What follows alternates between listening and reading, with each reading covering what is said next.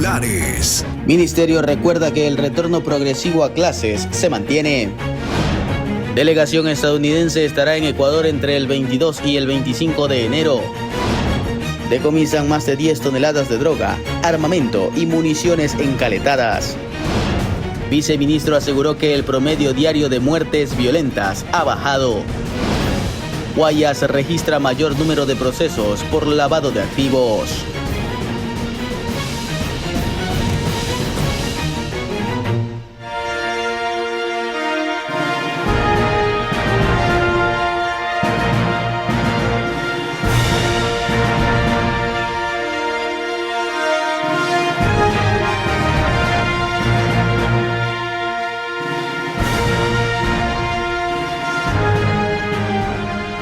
¿Qué tal, amigos televidentes de Ecuador y el mundo? Las Fuerzas Armadas y la Policía Nacional lograron un decomiso histórico de droga en Vinces. Más adelante ampliaremos esta información. Pedro, buenos días. Hola, ¿qué tal, Katy? Bienvenidos a una semana más de Noticias Oromar, primera emisión. Siguiendo con temas de narcotráfico, a los 3 extranjeros capturados en un semisumergible con 3.5 toneladas de cocaína le dictaron prisión preventiva. Aquí empezamos. Mucha atención. Y les contamos que Daniel Salcedo, uno de los vinculados en el caso Metástasis, fue trasladado a una cárcel de Cotopaxi. La Fiscalía aclaró que Daniel Salcedo no se ha suscrito a un acuerdo de cooperación eficaz y recuerda que la técnica de investigación es reservada. Salcedo es uno de los vinculados en el caso Metástasis y fue trasladado la noche de este 20 de enero a un centro de privación de libertad de La Tacunga, provincia de Cotopaxi. Previamente, la Fiscalía había pedido que el procesado no permanezca en la prisión 4 de Quito, alegando que no es un lugar para detenidos con gran peligro de fuga. Tomarle sus garantías constitucionales contempladas dentro de los derechos de protección de la Constitución. El 17 de enero, Salcedo fue deportado a Ecuador desde Panamá y acumula 5 procesos y sentencias judiciales por diversos cargos, como fraude procesal, ingreso de artículos prohibidos, lavado de activos, delincuencia organizada y peculado. Al caso Metástasis, donde la Fiscalía investiga nexos del narcotráfico con jueces, políticos, funcionarios públicos y abogados. Fue vinculado por presunta delincuencia organizada el 3 de enero de este año, junto a otras 7 personas. Es decir, ya hay 39 vinculados en esta causa. Además, Salcedo arrastra una sentencia de 13 años de prisión por peculado. Belén Mendoza, Noticias Oromar.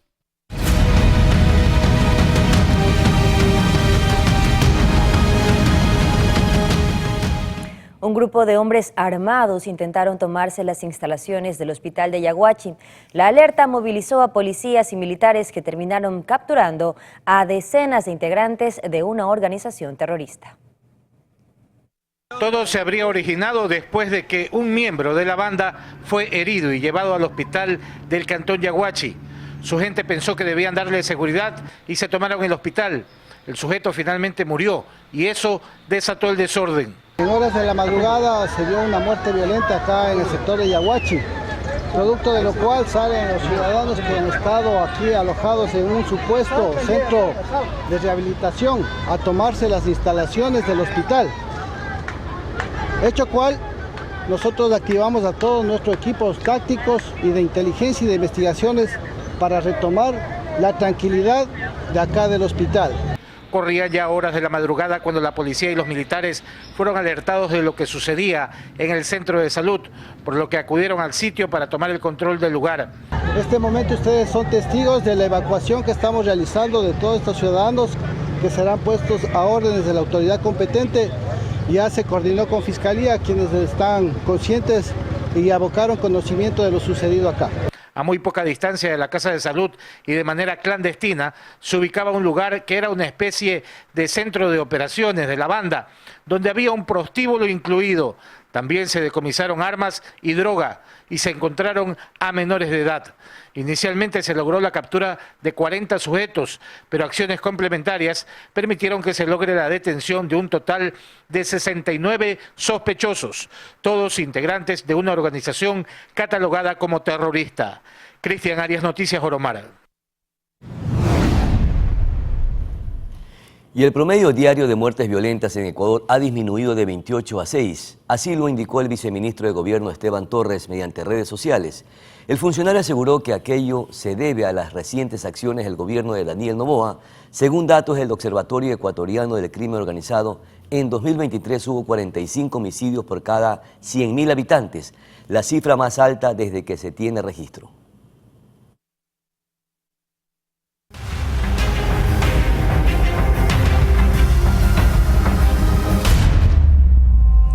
Las Fuerzas Armadas ejecutaron un operativo en el sector de Estero Lagarto, en el cantón Vinces, provincia de Los Ríos, donde lograron ubicar plantaciones de banano en la que se encaletaban armas, municiones y droga que estaban embaladas y camufladas en sacos de yute. Hasta el momento se han encontrado aproximadamente 10 toneladas del alcaloide, pero se continúa realizando el registro del perímetro externo. Así lo confirmaron las autoridades. Este decomiso es histórico y es el tercer golpe al narcotráfico de gran magnitud. Los otros han sido en las costas de Manta y Esmeraldas.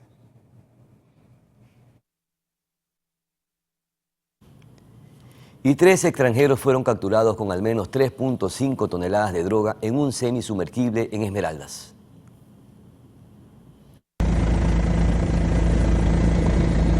En el sector de la zona económica exclusiva, aproximadamente a 32 millas náuticas desde Esmeraldas y a 4 millas náuticas desde la frontera marítima con la República de Colombia.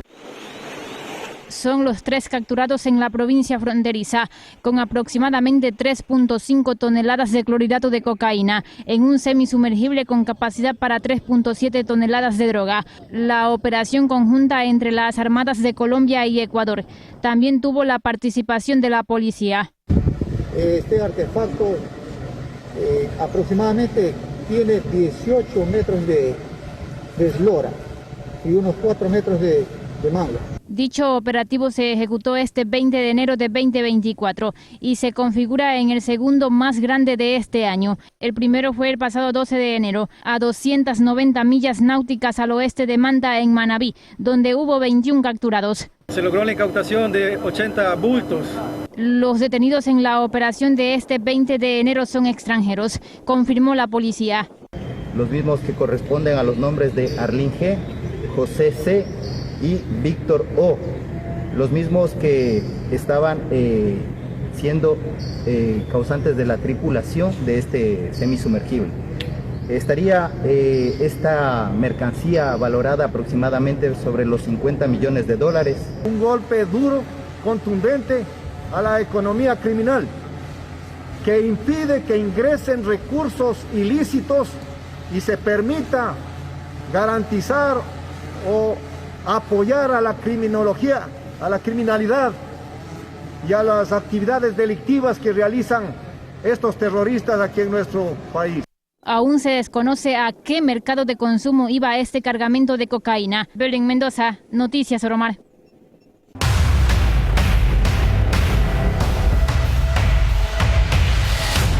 Para la lucha contra el crimen organizado en Ecuador, una delegación del gobierno de Estados Unidos, liderada por el asesor presidencial para las Américas, Christopher Dodd, visitará el país entre este 22 y 25 de enero con el objetivo de considerar opciones para acelerar la cooperación bilateral en materia de seguridad. Además, analizar enfoques de colaboración para confrontar las amenazas que representan las organizaciones delictivas transnacionales.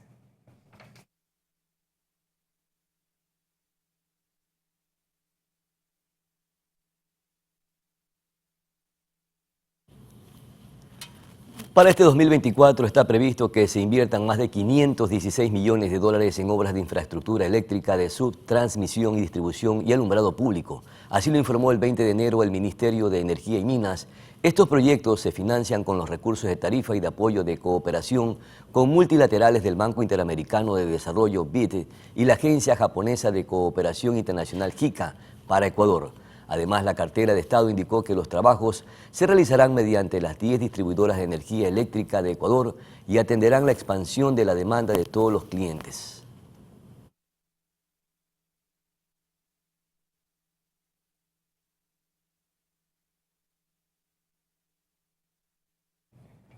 Seguimos con más noticias. Un soldado del ejército ecuatoriano es investigado por la sustracción de un computador en el Centro de Rehabilitación Social Cotopaxi. Así lo comunicó la entidad a través de un comunicado. Según la información, aquello se determinó tras el registro del personal y vehículos luego de culminar sus operaciones. Tras la denuncia realizada, iniciarán los trámites administrativos y legales respectivos, señaló el ejército ecuatoriano.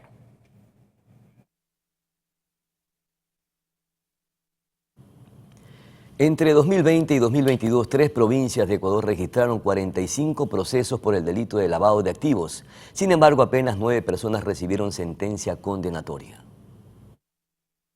3 provincias de Ecuador son las que tienen el mayor número de procesos por lavado de activos entre 2020 y 2022. En total, las autoridades han abierto 45 causas por este delito. Guayas encabeza la lista con 10 investigaciones. Le sigue la provincia de Carchi con 7 y luego Pichincha con 6 procesos por lavado de activos. Esto según datos proporcionados por el Observatorio Ecuatoriano del Crimen Organizado y la Fundación Panamericana para el Desarrollo, que también indica que los demás casos se distribuyen en 13 provincias, como Manabí, El Oro, Azuay, Cotopaxi y Esmeraldas. Según el informe del observatorio, 186 personas entre naturales y jurídicas han sido vinculadas a estos procesos. Pese a esto, durante los años 2020 y 2022, solo 9 personas obtuvieron una sentencia por este delito, una cifra baja si lo comparamos con los países vecinos. Perú, por ejemplo, obtuvo 36 sentencias condenatorias en 2021 y Colombia tiene un promedio de 43 condenas al año entre 2011 y 2016. Yanis Andrade, Noticias Oromar. Amigos televidentes, es momento de hacer una pausa comercial. Ya regresamos con más noticias. Al volver, Pedro, estaremos hablando sobre la presencialidad de clases en el país. Y también estaremos conversando con el asambleísta Carlos Vera Mora precisamente sobre el debate que en estos momentos se encuentra en el Pleno de la Asamblea Nacional de la ley, del proyecto de ley de extinción de dominio y los procesos de fiscalización del legislativo. Vamos a nuestra primera y corta pausa publicitaria. Enseguida regresamos con muchísima más información en Noticias Oromar.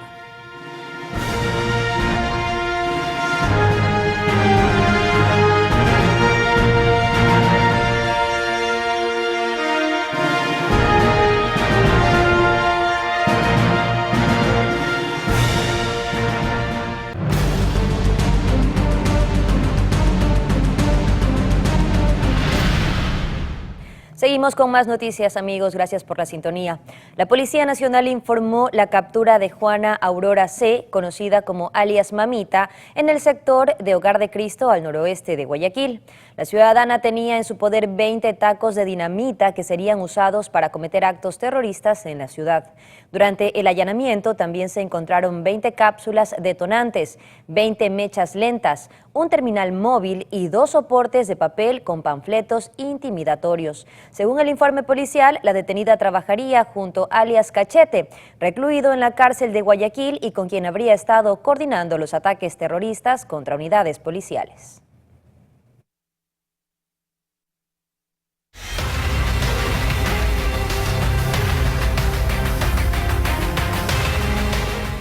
Un hombre fue encontrado incinerado en la ciudadela Eloy Alfaro del Camino en Portoviejo. Los detalles de este y otros hechos violentos en el siguiente resumen.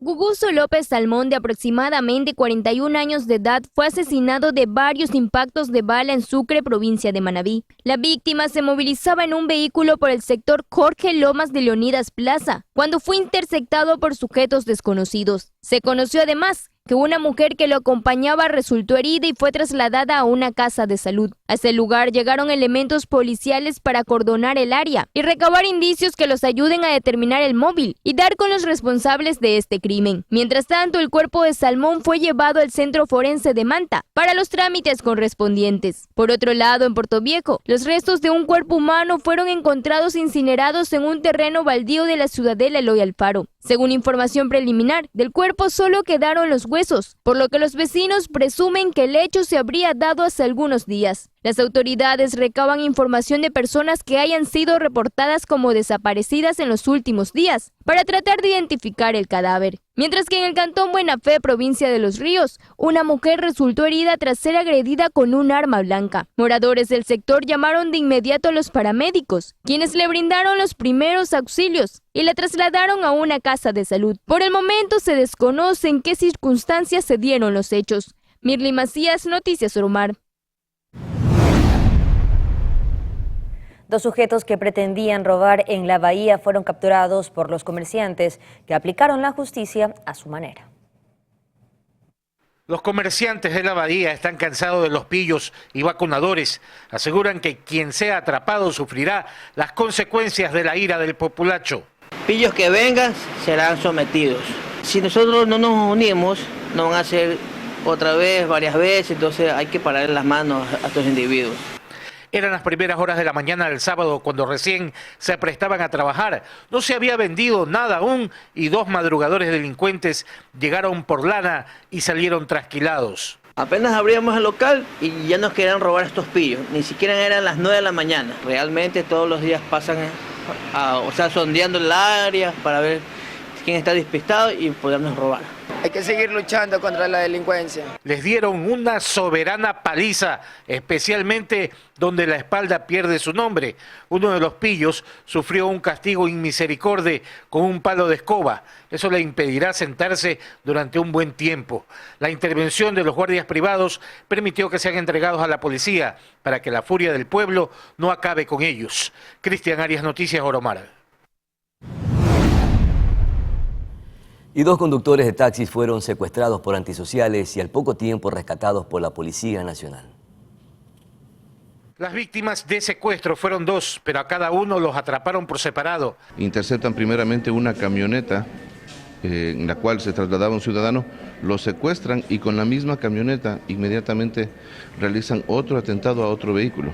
La segunda víctima ya estaba encerrada en el cautiverio cuando a ese sitio llegó la policía. ¡Policía!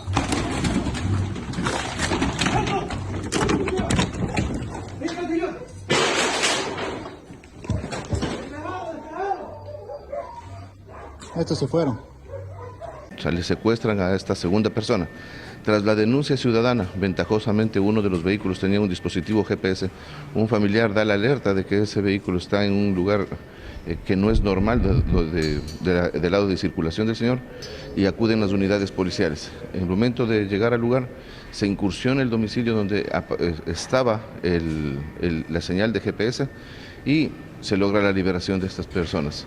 Porque yo escuché cuando ellos dijeron, no, el pito, el pito. Van, y se salieron corriendo. Y a lo que salen corriendo, yo, la desesperación mía, me embarqué en la camioneta y más adelante yo fui. Y antes ahí venía la policía y les hice señas que estaba el otro carro allá atrás y ellos cogieron y se fueron. Con voz entrecortada, uno de los secuestrados explicó que tenía pocos minutos de haber salido de su casa en El Fortín cuando fue interceptado por sus captores. Lo único que alcanzó a ver fue un carro negro y una tricimoto. No, yo salí a las 6:15 de mi casa, serían 5 minutos, 6:25. Ya una tricimoto me cierra la camioneta que andaba y más adelante otro carro, un color carro plomo con unas rayas negras, y ahí cogieron, salió una persona, me apuntó con una pistola en la cabeza apuntándome por el parabrisas y me pusieron en la parte de atrás y ahí me llevaron con rumbo desconocido. Y aquí lastimosamente estos malos ciudadanos, el momento en que ven el accionar policial huyen. Eran 6 personas las que se encargaban de realizar este tipo de secuestros. Bueno, el sector de donde se desarrolla este evento es en el sector donde ellos tienen la ocupación, Los Tiguerones. Los 2 eran conductores de taxis y sintieron que volvieron a nacer gracias al rescate de la Policía Nacional. Cristian Arias, Noticias Oromar. Y mucha atención porque la Secretaría de Gestión de Riesgos informó la noche de este sábado 20 de enero el desbordamiento del río Upano, lo que afectó 240 metros de la vía Macas-Puyo. La emergencia se dio debido a las intensas lluvias que se han registrado en las últimas horas en la ciudad de Macas. El acceso al puente se cerró este domingo 21 de enero al paso vehicular, según dio a conocer el ECU 911, aunque luego se habilitó la circulación. Los organismos competentes realizan un monitoreo permanente para garantizar la seguridad de la ciudadanía.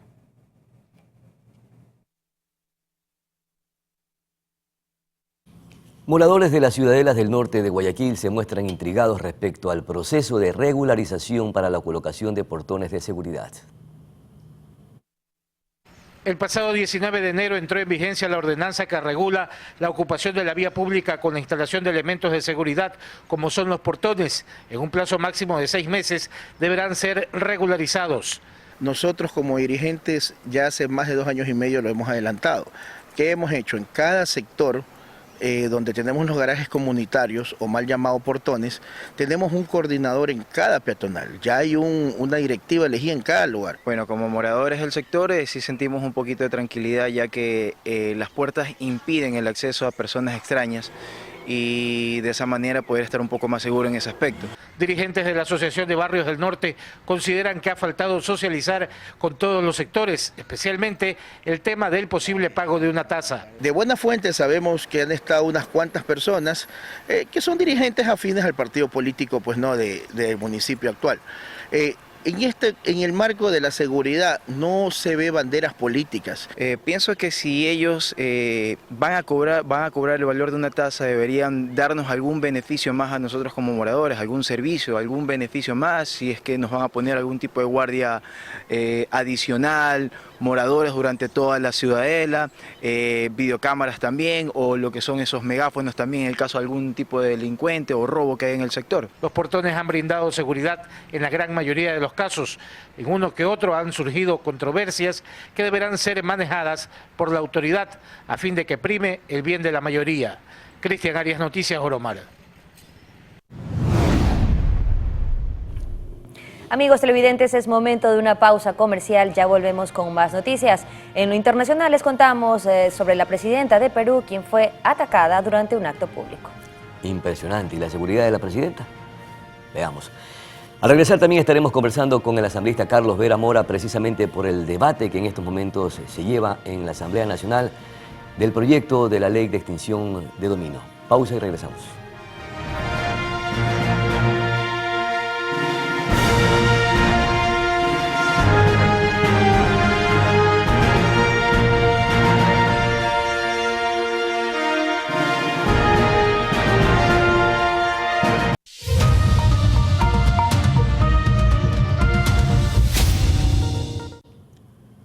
Estamos de vuelta, gracias por seguir en compañía de Noticias Oromar. Desde el 15 de enero del presente año, el presidente de la República, Daniel Noboa, envió a la Asamblea Nacional el proyecto de ley orgánica de urgencia económica para la recuperación de activos de origen ilícito y transparencia en la contratación pública, con calificación de urgente en materia económica. El presidente a última hora le cambió de nombre a este proyecto. Ahora se llama Proyecto de Ley Orgánica para el Ahorro y la Monetización de Recursos Económicos para el Financiamiento de la Lucha contra la Corrupción. Para este tema nos acompaña ya el asambleísta Carlos Vera Mora. Muchísimas gracias por atender esta conversación, mi querido asambleísta. Con esta modificación del nombre, ¿qué otros alcances tiene este proyecto de ley? Bienvenido. Muy buenos días, muchas gracias por darme esta oportunidad para poderme comunicar con la provincia de Manabí, con el Ecuador entero y con el mundo entero por medio de sus medios digitales, valga la redundancia. Un saludo muy particular para mi provincia de Manabí, por la cual diariamente luchamos para poder generar presencia dentro de la Asamblea Nacional en este proceso de fiscalización y de legislación que Manabí merecía. Así es. Fue calificada la ley orgánica que usted manifiesta para efectos de poder, entre otras cosas, cristalizar un tema tan sensible e importante que es transparentar los procedimientos para efectos de poder resolver el tema tan sensible como lo es la lucha contra la corrupción sobre todo respecto a los bienes incautados. Desde ese punto de vista, ya el CAL acogió y calificó dicho proyecto y pues comenzará a iniciarse el procedimiento correspondiente, que en este caso, una vez que se haga el informe de la Unidad Técnica Legislativa, pasa para el Pleno para poderlo debatir en primer debate y así poder analizar el contexto y sobre todo generar alguna observación si fuera el caso, para que luego del procedimiento necesario poderlo revisar y debatir en segunda instancia o en segundo debate y que el Pleno se pronuncie a favor o en contra de esta ley, que tomando en consideración que es una ley emergente, tiene que ser tomada con la urgencia del caso. La Unidad Técnica Legislativa asambleísta recomendó que no se califique el proyecto porque no cumple con el principio constitucional. ¿A qué o con qué fundamenta este principio o este precepto y qué alcance, les decía yo al inicio, tiene con la modificación del nombre? Bien, con el nombre que anteriormente usted refería, evidentemente se estableció de alguna u otra manera por medio de la Unidad Técnica Legislativa que no se encuadraba dentro de una ley urgente, que no se encuadraba dentro de una ley emergente, toda vez que las leyes urgentes y emergentes en este caso y en estas circunstancias, el presidente las que ha enviado guardan relación directa con el aspecto de orden financiero y económico.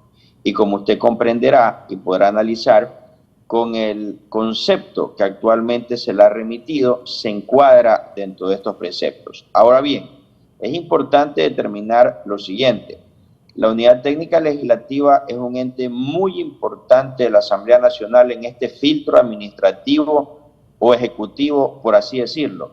Sin embargo, el Consejo de Administración Legislativa tiene la competencia de analizar, evidentemente, este informe, por decirlo de alguna manera, y ceñirse a las circunstancias y competencias que le da la ley. Entonces, este informe puede ser analizado, acogido, observado y evidentemente de manera prudente debatido dentro del interior del CAL para que mediante el análisis del propio CAL pueda calificarse o no dicho proyecto. Ahora, el CAL, del organismo del cual yo no soy miembro, pero estamos permanentemente informados, ha analizado este nuevo proyecto, este proyecto que ha enviado el presidente de la República, y lo que se ha deducido es que evidentemente se encuadra dentro de los parámetros de una ley emergente, especialmente de carácter financiero y económico. Es por eso que se ha procedido a realizar la calificación correspondiente, pero lo más importante dentro del proceso de legislación es que este proyecto pasa al Pleno en primer debate para poder realizar el correspondiente debate, valga la redundancia, e incluir, como ha sucedido en las otras leyes, las observaciones del ser el caso para que pase a la comisión pertinente y desde ese punto de vista se inicie el debate interno en el que incluso participa y puede participar la ciudadanía. Pero en el debate preliminar, precisamente, ¿en qué se centró? ¿Cuáles fueron los aportes? ¿Y cuál es la percepción, el olfato para ver la posibilidad de que se apruebe esta ley de extinción de dominio que está implícita en todo este contexto o argumento legal, que necesariamente podría ser parte para combatir la lucha contra la corrupción y también con la narcodelincuencia? Bien, nosotros tenemos una sombra y una historia en el Ecuador que se ha ido deteriorando a través de los tiempos.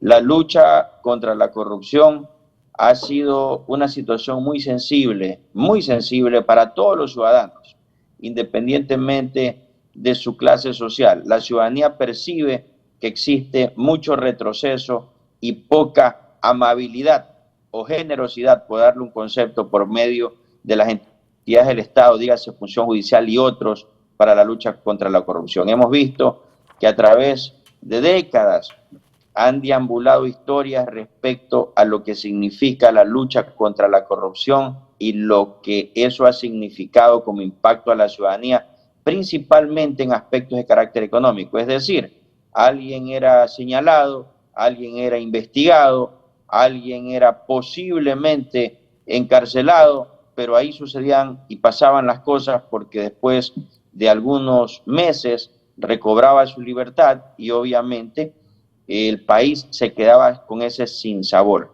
Mediante esta ley, una vez que se respete el debido proceso, una vez que se ciñan todos los procedimientos que la ley admite para analizar la conducta al margen de la ley, y luego de que se cumplan todos los preceptos de un procedimiento judicial, si hubiese algún bien o algunos bienes, incluyendo recursos económicos, que hayan sido incautados materia de estos procedimientos legales, evidentemente con esta ley el Estado podrá hacer uso de los mismos. Dígase bienes muebles, bienes inmuebles y bienes que guarden relación también, como le he dicho, a situaciones de aspectos económicos. Y esto también se hace extensivo a los procedimientos judiciales que guardan relación a la delincuencia organizada. Pero aquí viene una pregunta clave, mi querido asambleísta.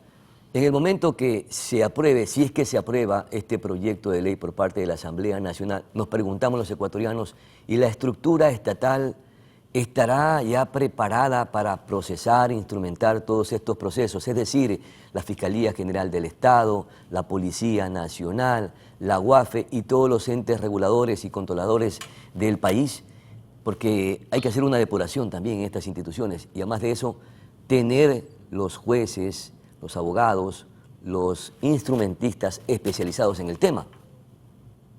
Yo le voy a dar un concepto y un razonamiento personal y lo percibo dentro de mis recorridos en el territorio. Creo que un nuevo Ecuador está iluminando los procedimientos de las entidades del Estado desde hace algunos meses. Creo que producto de este cambio, la ciudadanía está generando confianza. Fíjese usted, le pongo un ejemplo muy práctico y muy rápido. En la Asamblea Nacional se acabó el circo, se acabaron las discusiones intestinas sin que haya evidentemente una utilidad para la ciudadanía. Hemos visto cuántas leyes hemos calificado, hemos debatido y hemos aprobado mediante el diálogo. Hemos visto cómo pasamos del espectáculo bochornoso al proceso de calificación de leyes y de fiscalización de juicios mediante juicios políticos para beneficio de la ciudadanía dentro de las competencias que la ley nos admite dentro del proceso legislativo y de fiscalización. Y otro ente es la Fiscalía. Yo creo que la Fiscalía está dando mensajes óptimos para efectos del beneficio ciudadano. Entonces, este ambiente que usted manifiesta, que es completamente razonable y consciente, obviamente en los últimos tiempos se ha dado un mensaje positivo para justamente que la ciudadanía vuelva a retomar confianza en las entidades del Estado. A propósito, mi querido asambleísta, a propósito de los procesos de fiscalización, el fin de semana la Comisión de Fiscalización de la Asamblea Nacional calificó la solicitud de juicio político en contra del vocal del Consejo de la Judicatura, Fausto Murillo, y del ex vocal del mismo Consejo de la Judicatura, José Morillo. ¿Cuáles son los presuntos incumplimientos para iniciar este juicio político a ambos? Bien, es importante destacar, hay una situación muy importante. Al suscrito, a quien habla... Usted es el interpelante, ¿no?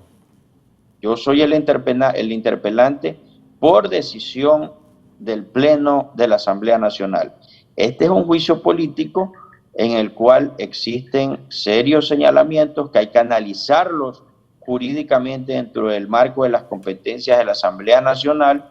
El Pleno resolvió entregar la interpelación a este asambleísta manabita, toda vez que este proceso lo iniciaron dos asambleístas del anterior periodo, el señor Luis Almeida y el señor Javier Santos. Ellos fueron los que presentaron la solicitud del juicio político. No estando en esta asamblea, dentro de los procedimientos legales que la ley admite, el Pleno se reunió y evidentemente habiendo señalado por medio de la Comisión de Fiscalización que existían argumentos necesarios para poder seguir vigente este juicio político, resolvió encargar esta interpelación a este asamblea. Dentro de esos elementos, la semana pasada, me parece que fue el día viernes, la Comisión de Fiscalización se reunió mediante la sesión correspondiente y procedió a calificar este nuevo momento jurídico de ese proceso de fiscalización. Entonces, el juicio se ha calificado, me notifican a mí oficialmente como le notifican a las partes accionadas, esto es, a los dos vocales y ex vocal del Consejo de la Judicatura, para efectos de poder hacer uso de los mecanismos legales que la ley admite para que se respete el derecho a la contradicción en la comisión y posteriormente en el pleno. Dentro de esos... El tiempo lamentablemente no me permite hacer una repregunta con respecto a las responsabilidades específicas de cada uno de los que están implícitos en este proceso de juicio político en la Asamblea Nacional. Quería yo más bien ya preguntarle en la parte final, ustedes como asambleístas manavitas y usted en la cabeza están impulsando este proceso de poder local, precisamente, que es importante para que provincias como Manabí y otras provincias que muchas veces han estado relegadas puedan recibir las competencias y también los recursos para instrumentar procesos de avance y de autonomía. ¿Cómo marcha esto? Bueno, le cuento que el día viernes tuvimos una sesión con el Frente Cívico de Manabí, una sesión muy importante en donde nosotros llegamos a ciertos acuerdos, por darle un concepto, que se le encargaron a este pleno, a esta asamblea, por decirlo de alguna manera, en donde estuvimos algunos asambleístas, estuvo el prefecto, estuvieron algunos alcaldes. Nosotros lo que hemos resuelto es que como vamos a iniciar, y es nuestra expectativa, un proceso de descentralización por medio de la Comisión de Gobiernos Autónomos y Descentralización, en donde yo soy vicepresidente, vamos a impulsar este proceso de autonomía. Pero también analizamos algo a profundidad. La autonomía no solamente significa recursos materiales, la autonomía significa competencias para los gobiernos autónomos, pero con recursos. Por supuesto. Sin embargo, la autonomía va mucho más allá. La autonomía también significa el concepto de devolverle a Manabí lo que se nos han llevado durante los últimos gobiernos. Nosotros analizamos cómo entidades del Estado que deberían estar en Manabí para poder ejercer situaciones de explotación acuícola, de explotación minera, de explotación camaronera, de explotación pesquera. Muchas de ellas, estimado señor periodista, tenemos que irnos a otras provincias para poder pedir permisos y proceder a hacer ese tipo de procedimientos. Esperamos que deje de ser utópico para convertirse en una realidad. Muchísimas gracias, mi querido asambleísta Carlos Vera Mora, por atender esta conversación con Noticias Soromar. Vamos a nuestra pausa publicitaria y regresamos con más información.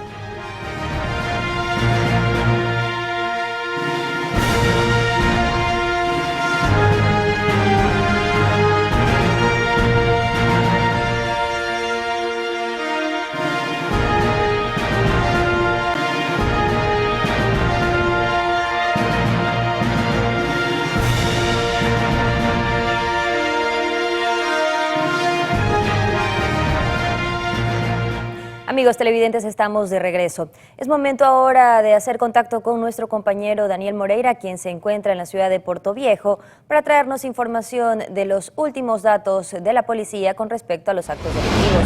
Muy buenos días, Daniel, estamos contigo.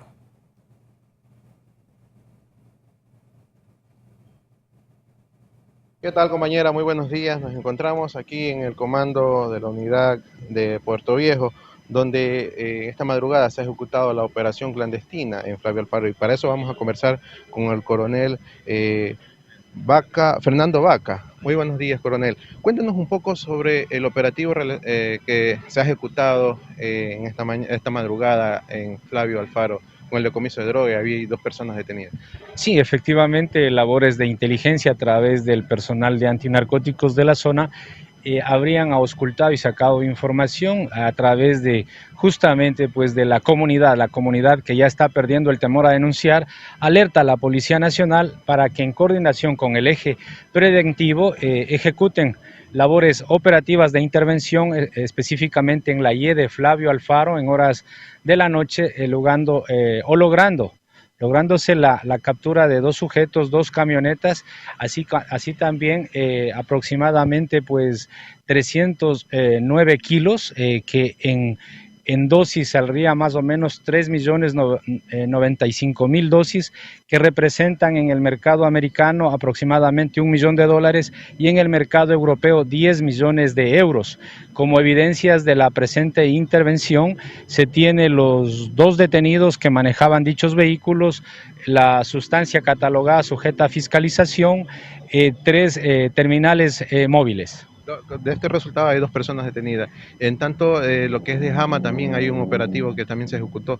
Efectivamente, en Jama al mediodía de ayer, operaciones conjuntas entre Fuerzas Armadas y Policía Nacional, específicamente en la intersección en el río conocido como el Palmar entre Jama y Coaque, se ejecutó intervenciones sobre la base de operaciones básicas de inteligencia, tanto policial y militar, que terminó con el resultado de la incautación de 2 cartucheras, una subametralladora, tenemos una pistola 380, un revólver, 111 cartuchos, 1.288 gramos de marihuana, un terminal móvil, tenemos 2 motocicletas, un vehículo tipo camioneta que anteriormente habría sido reportado como robado.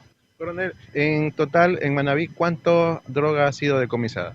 De lo que va hasta el presente día, solamente en el año 2024 se registran 2.2 toneladas de sustancias catalogadas sujetas a fiscalización. Coronel, otros detalles de la Policía Nacional, operativos ejecutados, personas detenidas. Bueno, sí, como resultados hasta el momento en la subzona Manabí solamente pues tenemos un total de 60 armas de fuego decomisadas, 30 motos recuperadas, 24 vehículos recuperados, tenemos 1.131 municiones de diferentes calibres, tenemos 298 motos retenidas, tenemos 57 vehículos recuperados, reportados anteriormente como robados, tenemos 16 detenidos por presuntamente pues delitos de terrorismo, tenemos un total de detenidos por contravenciones de 66. 66. Sí. Los de terrorismo ya han sido ejecutados como terroristas. ¿Qué les han encontrado en las viviendas cuando han sido allanados? Bueno, el tema de terrorismo específicamente, la tipología o quién tipifica este tipo de acciones u omisiones es Fiscalía. No obstante, es necesario recalcar que acciones previas investigativas a través de, obviamente, las acciones investigativas realizadas con anticipación, pues a través de indagaciones previas han ido alimentando y dando o estructurando investigaciones que apuntan que estos hoy detenidos estarían dedicados o vinculados a organizaciones delictivas hoy ya catalogadas como terroristas. Muchas gracias, coronel Fernando Vaca. Bueno, compañeros, en estudio, como escuchamos, 309 kilos decomisados que en el mercado americano habría valido $1 millón y en el europeo 10 millones de dólares, que ha dado el golpe de la Policía Nacional al narcotráfico. Con esta información nosotros volvemos a estudios. También recordarles que sigan nuestras cuentas oficiales como Oromar TV, en nuestra página web www.oromar Televisión. Katy, continuamos contigo. Muchísimas gracias, Daniel, por ese informe y esperamos que las autoridades continúen realizando este trabajo. Así estamos llegando a la parte final de este espacio de noticias, amigos televidentes. Les deseamos que tengan una excelente jornada en este nuevo inicio de semana. Excelente semana para usted, Katy, y para todos los televidentes. Buenos días, felicidades.